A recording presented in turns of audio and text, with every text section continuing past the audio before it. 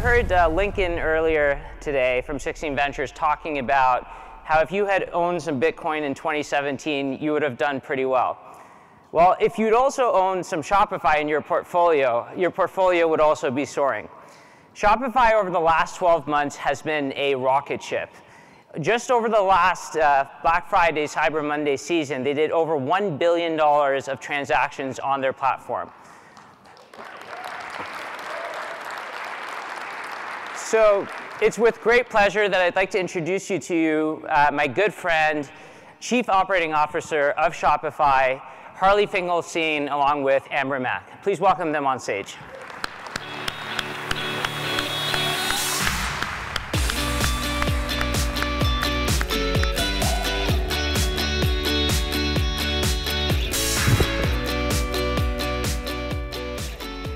Good afternoon, everyone. You guys are having a good event so far? Rocking chairs. Wow. Yeah, oh, we're not that old, are we, Harley? What's going on? The old Speak kids for of yourself. tech.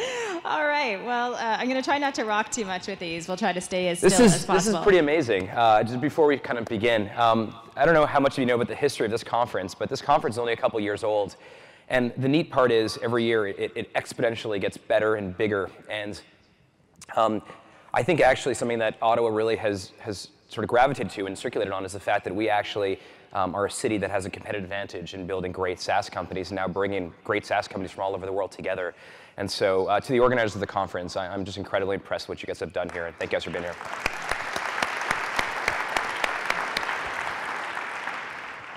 All right, so we have less than 30 minutes to dive into a conversation, and I know there's a lot that we can talk about, but I wanted to start at one point. We had a little pre-call before we got into this conference, and we were talking a little bit about a white paper that you had said that inspired Shopify, especially when we were talking about nomenclature, and it was called the 10 Laws of SaaS Businesses. Can you talk a little bit about that? Yeah. So show of hands here, how many of you have heard of this white paper? A couple of you, so it's kind of become infamous a little bit. So in early 2010, we were, first of all, figuring out exactly where Shopify was going, whether this was going to be truly a high-growth business or a lifestyle company. And I think most of you maybe have had that same discussion with your own businesses. And we decided there was an opportunity for Shopify to do something really dramatic and really impactful globally. And we were going to pick that high-growth path. The problem was SaaS at the time, software as a service or recurring revenue software companies, was still pretty new. I mean, you had a couple companies out there like Salesforce that had that big logo where it was like software with this sort of X through it. And you know, Mark and his team were really sort of creating this new model of how to bill and charge and sell software. But the nomenclature was still pretty unknown. And Toby and I had searched to try to figure out, okay, well, like, are there people out there that are really good at SaaS, that really understand some of the metrics and the vectors that you should be thinking about when you're growing and building a SaaS company? And this one white paper kept coming up over and over again. And the white paper itself was, I think it was like 10 pages, but it provided you with these really interesting metrics and equations that allowed you to figure out whether or not you had a SaaS business that could hit some sort of, you know, escape velocity, or whether or not you had a SaaS business that wasn't operating really well in terms of metrics.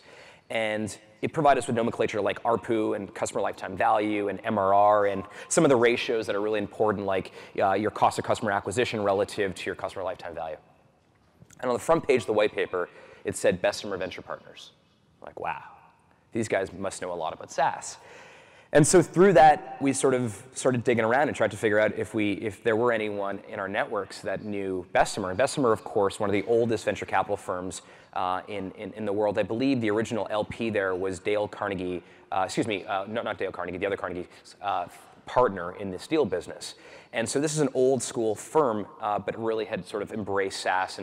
And so we called up Bessemer and said, look, we feel like we've already been working with you for all this time. We would love to actually work with you and perhaps have you lead our Series A. And Bessemer ended up leading our Series A and subsequent our Series B.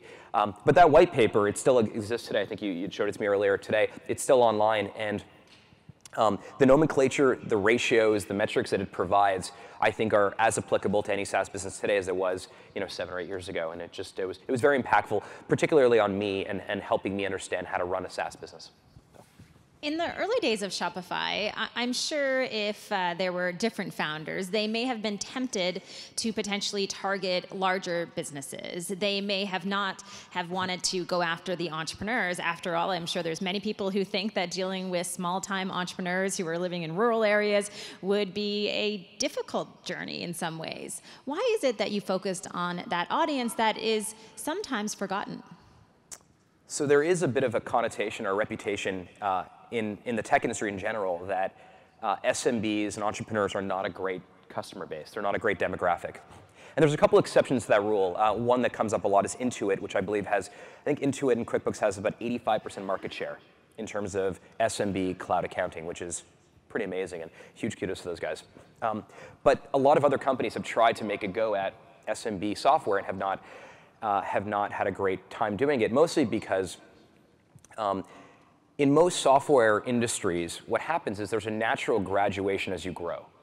So if you think about accounting, for example, you tend to see people start with an Excel spreadsheet, and then they kind of move to QuickBooks or Xero, and then you move to kind of a NetSuite or Oracle Financial. As you get bigger, the requirements of what you need from your software get a lot larger, and so it forces you to upgrade to another product.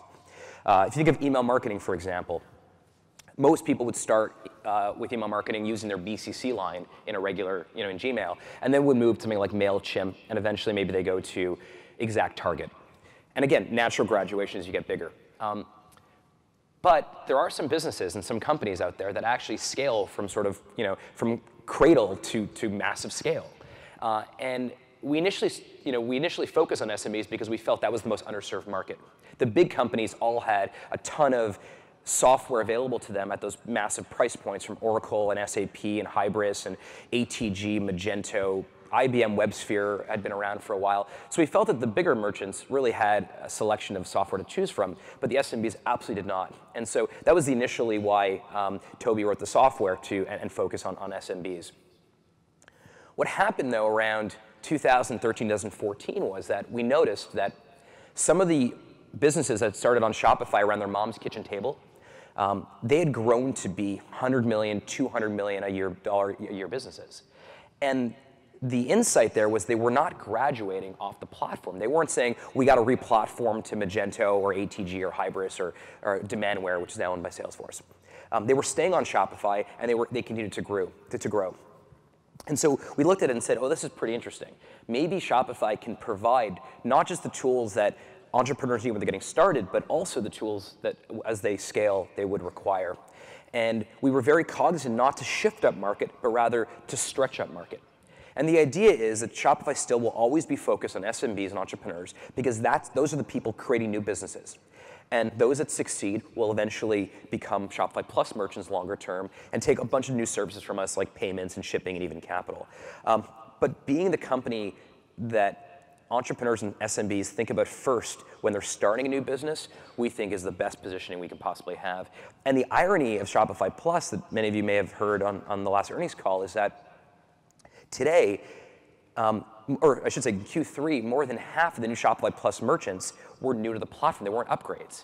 They were people like Rebecca Minkoff and Nestle and Live Nation and Red Bull. And I just tweeted 5 minutes ago that CoverGirl just joined Shopify Plus as well. So these are big brands that traditionally would not have used a SaaS cloud piece of software marketed to SMBs and entrepreneurs. They would have done a 6-month RFP process, and they would have picked IBM or Microsoft or some big enterprise platform. They're not. And so what's interesting is that even the big companies today are beginning to act a lot more like entrepreneurs in terms of what they need, what they're looking for in their software, which is a massive opportunity for those of you in the crowd who are building SaaS software for SMBs, because there are some big companies that also need exactly what you're selling. And Aiden was just on stage earlier to introduce us. I mean, with Fluid Surveys, one of the things Aiden will tell you is that he started seeing a lot of big governments start using Fluid Surveys, which is not necessarily the intention of when they first built it. So. Let's dive into that for 1 second in terms of some of those larger companies that are starting to act more like entrepreneurs, because I think it's an important point and it's an important shift that we're seeing out there. Why do you think that is right now? What do they see in those small businesses that they're able to leverage? Some of it is just, In every boardroom of any major corporation right now, all over the world, there is a conversation happening about innovation and disruption and a bunch of other keywords that you can read in a bunch of TechCrunch articles. And there is a pressure, I think, on these hegemonic companies, not just to continue to grow, but to innovate and to figure out, okay, what does the next leg of this business look like? And I think when they look at entrepreneurs and they look at SMBs, what they see is nimbleness. They see experimentation, and I think there's a little bit of envy there because a lot of these big companies, they can move as quickly. And so one of the things that has come out of that is almost every major company now has an innovation lab.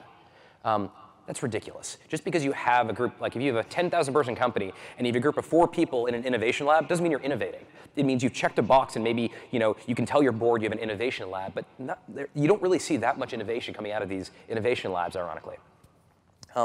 And I think what the big companies are seeing is they're seeing a merchant on Shopify that started a month ago who are right now, within 30 days of opening their online store and launching, are selling on Facebook, Pinterest, and Instagram. And then they're going to their e-commerce people or their CIO's office and saying, why are we not selling on Instagram? And the CIO is going to say, well, I mean, Demandware doesn't do that yet, or our cloud, our homegrown e-commerce platform that we built ourselves, we don't have an integration into Instagram, so that's why we can't do it. But for $29 a month, they can do that directly from Shopify.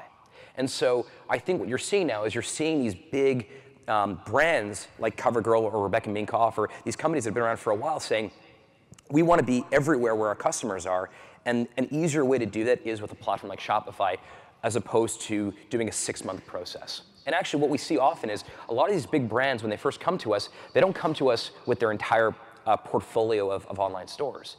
Budweiser first came to us with a single store. It was to sell the red light for the Stanley Cup playoffs. And it was a single geography for a single store. And it was some marketer that ended up choosing Shopify for that particular store. But because we over-delivered on that one single instant, single geography store, we now have a lot of stores from Budweiser. And so it's not being driven also by the CIO's office. It's actually being driven by the marketers who have a mandate to move fast and get the product out there as quickly as they can. And so that is a paradigm shift in terms of the way big companies are purchasing software. And it's interesting, too, in terms of seeing some of these bigger companies choose to go to Shopify, because I would argue in some ways it's not just because the software is superior, because the truth is there are many people and many businesses today that can create great software. I would argue that what Shopify has also been able to do is to build an incredible culture. I mean, it's something I think that attracts people from all over the world, and I've had the pleasure of working very closely with your team, and the culture there is like no other. And it just reminds me something that you had retweeted on your Twitter feed just recently, and it's a great story about a Toronto Shopify customer, and it goes like this. Mauricio from Shopify Toronto is amazing. This is from the customer. We lost our iPhone card reader and almost couldn't take credit card payments today. He biked from the Toronto Shopify office to lend us one. Amazing. And when I was reading this story and thinking about a customer of Shopify that was tweeting this out, and then someone in the office at Shopify in Toronto getting on the bike and biking over, and I thought, of course they did that. I've been in that office. The culture is like that. They want to help these entrepreneurs, these clients and customers to succeed. So can you talk for a bit about culture and how you've been able to create that culture that shares stories like this?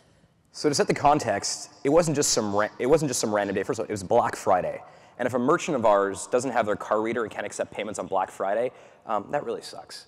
And so the reason I retweeted that was mostly because I wasn't surprised about that story. In fact, I hear stories like that all the time where someone is on vacation in South America and walks into a store and sees someone fumbling with their point of sale system, and there's a Shopify sticker on and says, let me just fix this for you if you're having any trouble. That is the culture we've cultivated. But let's first talk about what culture is, because I think particularly at tech conferences, it gets completely missed. I think you hear a lot about, you and I joke around, some companies think culture is putting up a sign on the wall that says leadership with an eagle, right? I mean, that's so ridiculous. That's not what culture is. Culture is what people do when they're left to their own devices, when nobody's watching them. And so when no one is watching this particular person who's on the point of sale team in the Toronto office, and he sees on Twitter or he hears that a merchant of ours doesn't have their card reader or the card reader's not working, it is pretty cool that he'll get on his bicycle and bike over there and fix that for them. That's what culture really is. That's the manifestation of a good culture. And the way we cultivate that is, number one, we hire people that are entrepreneurs or entrepreneurial, who understand the plight, the trials and tribulations of entrepreneurs. And if anyone has ever had an entrepreneur in their lives or in their family, maybe it was their parents or their younger siblings, you know that on a Black Friday type of situation, when your card reader to accept credit card payments is not working, that may be the difference between putting food on your table and not. That may be the difference between paying your bills and paying your employees and not being able to pay them. And so even though it's a small example, it sets a much bigger tone for what we actually care about, which is we care about entrepreneurs. And the people we hire care about entrepreneurs. And once they come to Shopify, one of the things we encourage our staff, we have about 3,000 people that work at Shopify today, we encourage them to open online stores themselves.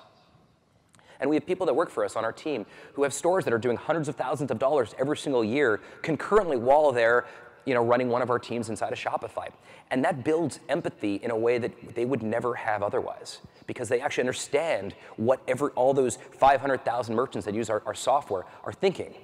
And so it's not something we do just by doing. There's no magic bullet to that. That is over time cultivating a place where people really care, where people truly believe that entrepreneurship is a very important thing for this world, and they want to contribute to it. And part of that is really good recruiting. Part of that is really good coaching. We have dozens of coaches on staff that coach most people that manage a team of more than 3 people at the company. But it's also leadership. And the reason that is an important story for me to retweet is less about my followers that are not on Twitter that are not at Shopify, but for me to show everyone inside of Shopify that that's what I really believe speaks volumes about character and about the culture of the type of company that I want to lead. Well, it's a great story, and I have to say I don't work with too many businesses that would go to that extent. So I think it really speaks volumes about Shopify. Yeah, when your refrigerator breaks down, I assume Whirlpool isn't biking over. I do not want to name any of these companies, but I just imagine they wouldn't be knocking on my door necessarily. So we do want to talk about business models and the shift that we're seeing out there when it comes to SaaS. We talked a little bit about the freemium model on our call, but can you talk about what trends that you're seeing today and how that shift is happening? Yeah, I mean, this is a SaaS conference, so let's geek out a little bit about different SaaS models. Certainly, freemium is something that I think was big for a considerable amount of time. I actually see now people are getting away from freemium. I'm seeing more people charge $1 a month or $3 a month, something that is nominal, but is enough to basically say this is a real customer. Whereas I think those of you that run companies where your pricing model is that of freemium, you will notice that it's tough to know which are real, valid customers and who are zombies that are just signing up for 10 different accounts to test different software. I think the most important thing that, so our business model is a little bit different, right? Because we have 2 components to our revenue model. The first is the $29 a month or the $2,000 a month, which is the subscription. And then the second piece of it is our merchant solutions. And that is things like Shopify payments and Shopify shipping. And the second side is really important because what it does is it allows us to share in their success and share in the upside of our merchants. So if our merchant doesn't sell anything, well then all they have to do is pay us $29. And they have this great online store, it's the home for their business. But if they sell hundreds of millions of dollars, because of that percentage, because of that merchant solutions side of things, we actually share in their success. And it doesn't feel like it's a tax. In fact, it feels like we are a partner of theirs. And I think that's really important. In the early days of Shopify, some of you may know the story, excuse me, it's a little bit like Shopify folklore, but the original pricing model, this is like when I was Shopify's first customer, this is before I worked for Toby. I think the pricing model was something like a 4% transaction fee, and that was it. And the problem with that was if you sold nothing, you didn't pay us anything. And if you sold a ton, you didn't want to give us 4%.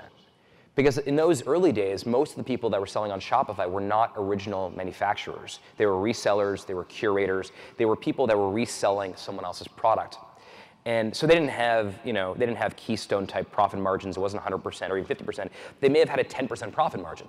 So we were going to charge them 4%. That was effectively half of their profit margin in some cases. It was a really bad model. The model we have right now, I quite like because it makes it really easy to get started. But then over time, as your business becomes more sophisticated and it grows, it allows all of us to share in the upside. I want to take a moment to talk about merchant solutions for a second because I don't get to talk about this business models in most conferences, and this is a SaaS conference, so it gives me an opportunity to do something that I couldn't otherwise do. The merchant solutions business that we built is something that I think all of you should think a little bit about with your own businesses. And the only way to think about it, just think about the adjacencies, the ancillary things that all of your customers are taking that you think you probably could do a better job of, where they pay less money, you make more money, and the product is just a better integration. So payments was this great example for us, because what happened with payments was, we like to say that if you know how to use email, you can build a store on Shopify in about an hour. And that's absolutely accurate. It will take more than an hour if you want to do big integrations and you want to do some really cool custom stuff. But if you know how to use email, you can build a Shopify store pretty quickly. But in the onboarding process, there was one moment that was completely out of our hands that didn't make it as enjoyable, or didn't make it as joy-filled as sort of the rest of the onboarding. And that was trying to provision a payment gateway. So even if Shopify's onboarding process was super simple, really clean, a real pleasure to start a business, very exciting for an entrepreneur, you got to the step where you had to get a payment gateway or tell us your payment gateway credentials. And you can choose things like Authorize.net or PayPal or any of these companies. And for the most part, you were kind of then waiting. In some cases, you were waiting a couple hours. In other cases, you were waiting 7 business days, because you had to fax your passport to a bank in Utah to get approval for this merchant account. So that meant that our onboarding wasn't as great as it could have been, and it had nothing to do with us. And so we thought, well, what if we aggregated all these accounts? We went directly to the credit card companies, partner with Stripe on the sort of the technology stack. Could we make it a much better experience for the merchants? A. Can they pay less money because we're aggregating all this sales, therefore we can get better rates for credit card processing? Can Shopify make more money? Probably. And then lastly, can they do something that otherwise was impossible? Which in the case of payments was things like chargebacks and refunds and fraud detection. And so once we sort of checked all those boxes, it was obvious that we were going to build Shopify payments.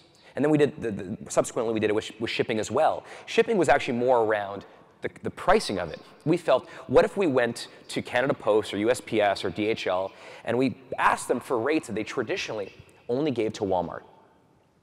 And they would look at us, of course, and say, well, you're not Walmart. And we'd say, you're right, we're not Walmart. But if you aggregate all of our stores, all the shipments that go across Shopify, which I think peaked at about 7,000 shipments per minute on Black Friday, which is pretty crazy, we actually are getting to the stage of some of the largest retailers on the planet. Therefore, we can get this massive discount due to economies of scale of aggregation. And by doing that, we're able to get these massive discounts from all the shipping companies that we can trickle down directly to the merchants who are starting the business today. We can take a cut for ourselves, they pay less money, we make more money, and now they don't have to do 5 different tabs to print shipping labels and to figure out the tracking information on shipments. And so I'm willing to bet that almost all of you in the room right now that run SaaS-based businesses probably have some ancillary services that you're not thinking about. And I think there's a time and a place for it. I think that you first have to make sure that you are one of the most important pieces of software in your customers' lives. If you're not, if you are a piece of software that is somewhat that they're agnostic about, if they turn it off, it's no big deal. It's tougher to do that. But if you are the most important piece of software in the lives of your customers, and we believe we are for most of our 500,000 merchants, then our ability to showcase them something that makes it much easier for them to do their job is usually going to be readily accepted. And the most recent one is Shopify Capital. We've given out about $100 million worth of cash advances to our merchants. And if you're a merchant in the room, I mean, if you haven't seen it, it's super elegant.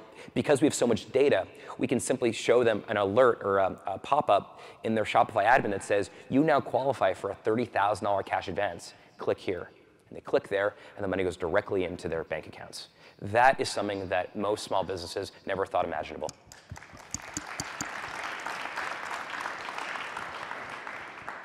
So that leads nicely into my next question. I was reading up on coverage from this event. There was a lot, but there was one quote in particular from IT World Canada that I thought was worth discussing. Sure. And this is the quote from this morning. It turns out 2017 has been a great year for cloud software firms in Canada, with startups receiving more than $1 billion in investment in just the first 3 quarters. Companies with marketing and sales solutions landed the most deals with 16. Artificial intelligence and chatbots were a close second with 14.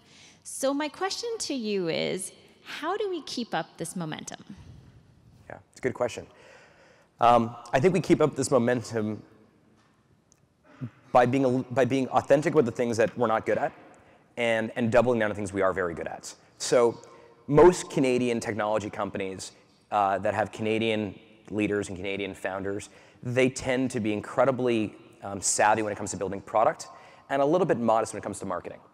And so I think what we've done as a country, and my tribe before anything else is that of entrepreneurs and sort of the startup community of Canada. I mean, you and I are part of that tribe together. In fact, that's how we met. And I think as a tribe, as a community of Canadian technology startup friends, we've all agreed that we're not great at marketing. And so because we've admitted that, we've been authentic about what some of our issues are, we've been able to help each other, we've been able to bring in talent from elsewhere to kind of help us on the the tell people side of do things, tell people. I think we're really good at doing things. I think we're not as good at telling people about that sort of stuff. But we've doubled down on stuff we are good at, like AI, like SaaS-based businesses. There are some clear things that Canada is world class at. And I mean, it's almost cliche to say this at this point, but we are having our moment here in Canada. We absolutely are having our moment. It's been the last couple of years, and I think it's going to happen for the next, hopefully, 5 to 10 years. Some of it is because we're doing so great up here. Some of it is because down south they're having some problems. Regardless, we are having our moment, and so I think the way we maintain this momentum is by being really honest about what we're good at and what we're not good at. And when we're not good at things, let's help each other to figure out what that means. I can tell you that we have unequivocally the best, I mean, again, this is cliche as well, but we have the best AI and machine learning minds and brains on the planet in Montreal and Toronto, which is like an hour flight and an hour drive in opposite direction. So if you're a company who thinks you can benefit from that, there are a ton of opportunities. But if you want to talk about how do you get your product into the hands of millions of people through marketing and sales and things of that nature, I think that is, you're going to find less best practices up here. You're going to find less people that can help you with that. And I think Shopify historically was a phenomenal product and continues to be. And I think we got really good at sales and marketing faster than our competition down south who didn't have a good product but had good sales and marketing. We got faster sales and marketing than they got better at building a great product. And so I think by being honest, that works really well. And the other thing is pay it forward. We all know these stories. Each of our communities, whether it's Montreal, Toronto, Ottawa, Calgary, Vancouver, all these Canadian cities, I'm missing a lot of them, of course, they all have an alumni network of people who decades ago made a ton of money, built incredible things, and all of us have sort of loathed a little bit about how some of them didn't pay it forward. The difference is today, we are paying it forward. Or the amount of angel investing happening in this room alone, the amount of people that have had any success. I said this at a conference a little while ago, but the day that that Shopify went public, May 2015, Dan DeBow called me, and now after we rang the bell, I was with my wife walking in New York City, and he didn't say congratulations. He said, "Who's going to be your first check?" And I kind of laughed and I said, Dan, give me 1 day to enjoy this IPO. But he was right. And I've now done the same thing to a lot of people that have had exits, that have got funding, where there's a secondary component. I'll call them up and I'll say, what are you doing next? I did that to Aiden when he sold his company. And I think that sort of peer pressure, positive, constructive peer pressure, where we push each other to pay it forward, and whether it's through mentorship, if you don't have money, or if you do have money, it's money and mentorship, that's how we continue this crazy momentum. And I'm going to call out behaviors that I think are wrong. I'm going to call out behaviors, I'm going to call out people that I think should be contributing who are not. And if they get mad at me, I'll send them to you or something. I don't know. Don't send them to me. Come on. I'm just a nice girl from PEI. Be kind. All right. So we have just about 2.5 minutes left, and perhaps I saved the hardest question till the end. But as someone who is a Shopify fan, who's been watching the growth of Shopify over so many years, as has everybody in the audience, I just wonder at this point, where are you going to go next? What's next for Shopify? I mean, you've had such tremendous success. Where do you go from here? So if you were to walk outside, I mean, this is a hometown crowd. I mean, this is the Ottawa crowd, so this is an easy one. But actually, even in this room, if I were to ask 100 of you here at random what Shopify does, 95 of you would say, we enable e-commerce. We help entrepreneurs and small businesses build online stores. My hope is that if I were to ask this next year in the same room, or frankly, any major intersection, any major city on the planet, you would say, we enable commerce. And that is sort of the big shift for us, is that we think the future of retail is retail everywhere. And the online store is the killer app of Shopify. It's what we're best known for. It's what we're a leader in globally. But we have merchants that are starting today on Shopify simply to use the Instagram channel, or to use the Pinterest channel, or to cross-sell on eBay and Amazon's marketplace and have that one centralized back office which we provide. So I think that what you will see from us over the next couple of years is us looking beyond just traditional e-commerce and basically figuring out, if we all agree that the future of retail is about consumer choice, and if you don't think that, I challenge you on that. I really believe that's where it's going. It's not about one channel. It isn't about Instagram or social or anything particular. It's the big difference in retail is that 10 years ago, 100 years ago, 1,000 years ago, the retailer dictated to the consumer how to make the purchase. Not now. Now, for the first time ever, the consumer is saying, I want to buy it this way, over here, like this, using this payment method. I just got the iPhone X. Now I can just pay with facial recognition using Shopify or Apple Pay. That is amazing. But I think that that's the big shift. And so if we all agree that future retail is retail everywhere, then Shopify needs to be the company that powers retail everywhere. And there's going to be some popular channels like the online store and Instagram or whatever, but there's going to be some other channels that are very important for one particular type of merchant, and we want to power commerce everywhere. And I think that we're just starting to do that now. Well, I think on behalf of everyone in this room, I have to say thank you for everything that Shopify has done. And I am thrilled and excited to see what's going to happen over the next 10 years. Thank you so much. Thank you.